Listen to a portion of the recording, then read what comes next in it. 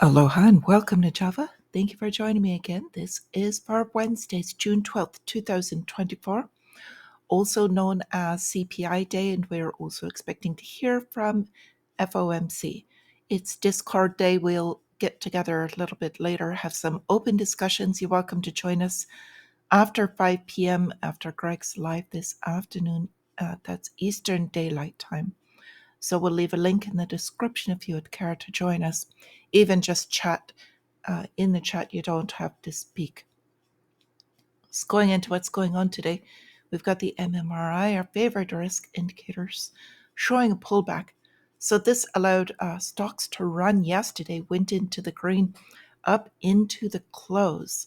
So our fear greed meter basically still hovering around 45, but the underlying story in that is that it's relatively few stocks and the rest are showing general weakness across the market. So we'll go into that a little bit more in a bit. So we are getting the core inflation numbers prior to market open.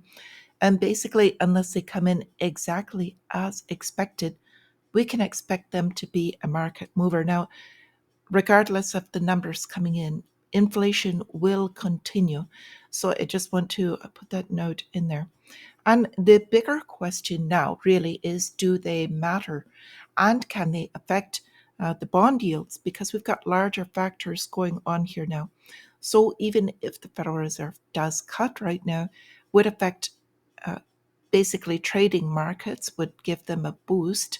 However, as far as bond yields, there's different stories going on now. The Treasury's not selling and different pressures for the dollar. So you watch the CPI rate, and regardless of the Fed, they can move on their own now.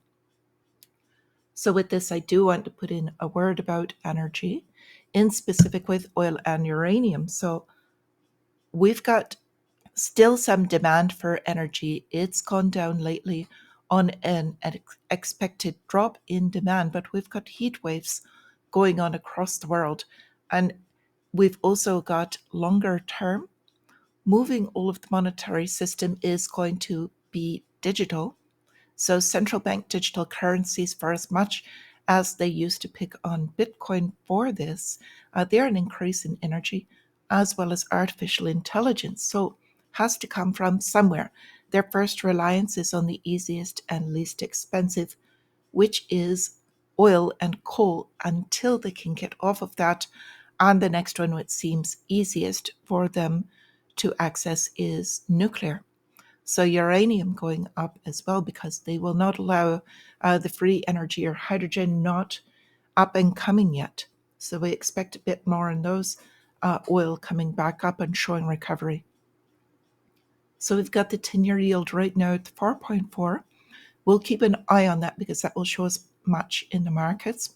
We've also got relative strength of the dollar right around 105.2. Now, EU cut. And since European Central Bank cut, they have become relatively weaker. They weakened their currency, so dollar is temporarily stronger than they are. We've got cryptocurrencies took a hit. If you did not buy, it looks like the lows are right around 67,000 for Bitcoin. They are already recovering, so that was a buy the dip opportunity. And I'm putting the other two to keep kind of a pulse on what's going on in the markets. Now, it is showing a bit of instability depending on what's going on. The market could go down again for these. However, they're in a pretty strong recovery at the moment. So we've got stocks also in green territory, but this also includes gold volatility index, which is the fear index, and oil. So futures showing green. Again, this is a bit of an oddity, and it will have to diverge at a point where watching both the CPI and the Fed will have basically an effect on these. So speaking about trading really quickly, the couple of platforms, Schwab, Thinkorswim, Toss, as they call it, a couple of other platforms were down. This was yesterday morning. They had major issues. A lot of it had to do with the biometric, from my understanding, on their login. Now, I don't use those. I use eTrade Pro, but if you're in those and you noticed outages, my word on that is to plan on these having outages. If you're focused on your trading, have a couple of different platforms. I do as well. I use one smaller platform. These are just like banks, and they are also subject to weakness, and that just kind of shows that. So let's move on. We've got a lot to cover. Calendar earnings, of course, CPI prior to market open, and then also the Fed statement. Those are the huge things going on. Tomorrow morning, we're getting initial jobless claims, which is their secondary mandate is employment. So we'll get that prior to market open. Tomorrow morning, that could affect the market. And then as we're watching that 10-year yield, we're watching treasuries, 30-year bond auction, 1 o'clock tomorrow afternoon. That's going to be something I'm keeping my eye on. We'll talk about that tomorrow. We've got Fed facing dot plot cliffhanger. Will they create this? So this is all their opinion. So we're not going to speak about that a lot. We do have both CPI and Fed today, which is not doesn't normally occur. So it's going to be very interesting today. We've got interest rates may need to go higher. Fed wants inflation at 2%. I'm just going to say forget about that. That's narrative of mainstream media. We're not going to see inflation as low as 2% again. So your money basically going down in value, minimum of 2% from now on. Going into the economy, we've got Amazon investing billions in Taiwan cloud infrastructure, expanding their presence in Asia. They're moving out of the United States. This is a cost decision for the company, so expect them to grow. And I've been speaking about this. The largest portion we're looking at with all of the artificial intelligence growth, you have to look towards two things. One is infrastructure, cloud infrastructure.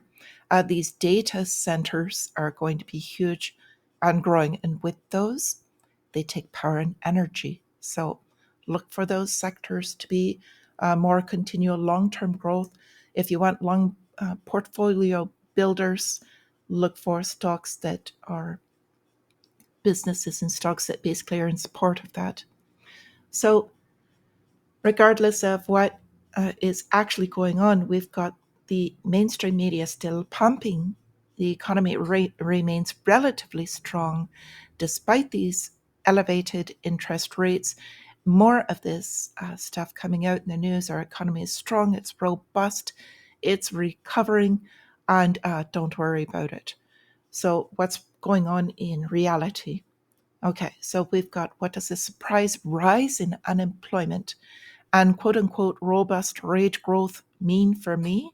Well, it means if you're middle management or if you are not in a critical sector for your job, you're possibly on the chopping block. That's what that means, because unemployment will continue to increase with this inflation concerns. Why do I say this? We've got Wells Fargo talking about highest loan stress being concentrated in older office buildings. Well, of course, because if commercial real estate is going on sale, the oldest buildings will be going first. They all want the new infrastructure. They need these new power concerns, as we just spoke about. So newer office buildings, these others are hitting chopping block.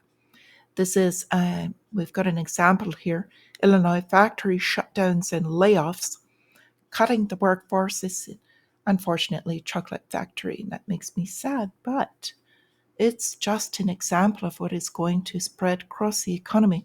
We've got Dublin showing, and it's not just there, this is globally. Office markets risk vacancy rate rising to as high as 26% in the coming years.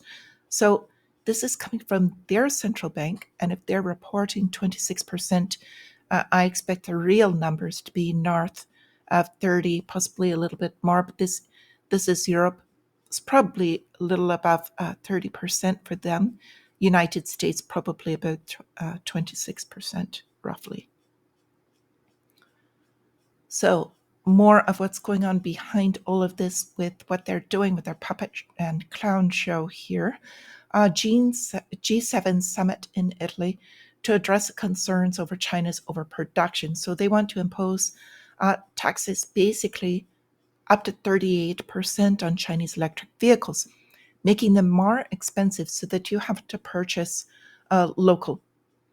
what does that do? Well, you have to spend more for your vehicle. It's inflationary. And a lot of people that cannot afford this have been going to Chinese vehicles. So more inflation, just going to sum it up with that. So we've got a couple of other things here. Polygon, wanted to bring this up, launching $720 million community treasury for their blockchain grants. Now Polygon is layer 2, basically. I'm bullish on them. Their token is Matic, but basically they are becoming the exchange. Picks and shovels, if you would, for cryptocurrency.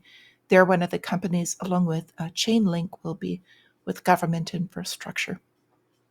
So just want to bring those up if you want to look into those. We had GameStop saying it raised $2.14 billion in their share sale. So this was off of retail investors, first off. Secondly, if they're talking about using it for mergers, acquisitions.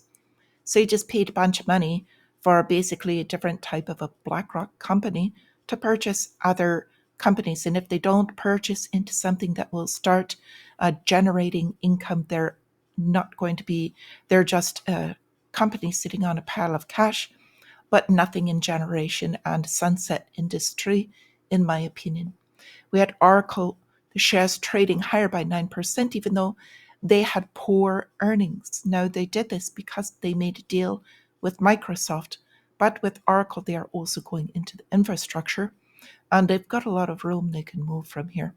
We had Apple come out, they're finally on the rise again because they're taking over payment options.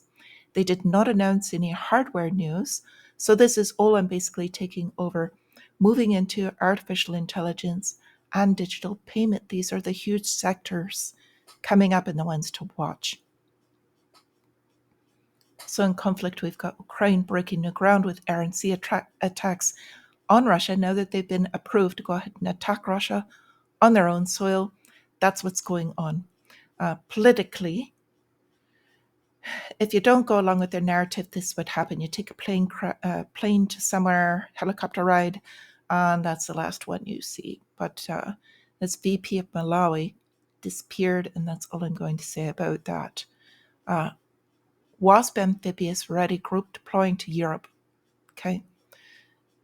I've been saying this. We've got NATO troops. We've got US troops deploying. They're doing now dogfights, Ramstein Air Base. So shout out to all of my friends out there living in Kaiserslautern, getting shows out there because they're basically training. So Germany's already spoken about going there and fighting, as well as France. So that's a lot of troops going in ready for the war. So just to show you how silly, these are some of the people talking about fighting with them. And just to lighten the mood a bit, we've got Denmark saying Korean instant noodles are way too spicy to eat safely. So they're recalling these instant noodles over acute poisoning risk. So they can't handle spicy noodles, but they're going to be fighting on the fronts. Just want to say. We've also got a French snap election prior to the Olympics. Extremely troubling and this is the Paris mayor speaking, but also had French President Macron come out saying that even despite these, if they basically vote him out, that he's going to stay in power. So he wanted to call this snap election, hopefully in hopes of winning. Losing terribly is just extremely bad policy. And I would like to suggest he read a wonderful book by Dickens called Tale of Two Cities and possibly remember his history. With that, I'm going to go into growing holy basil, Tulsi. Growing this, not only is it tasty, but it's got a lot of health benefits, very easy to grow inside. It is called the Queen of Herbs, has 2,000-year basis in a lot of these processes, prevents radiation poisoning, among other things, help fighting cancer, combating stress, and immune system bolstering. So with that, just want to bring up, we do have Discord. We'll see you later on today after Craig's live. And I want to say, if you're not already listening to him, Greg Manorino, I'm going to leave a link for him also in the description. We should check him out. We've got a few people out here that have your interest in mind, not selling anything else. and we are here for you. So with that, become self-sufficient. And until I see you again, my friends, stay free.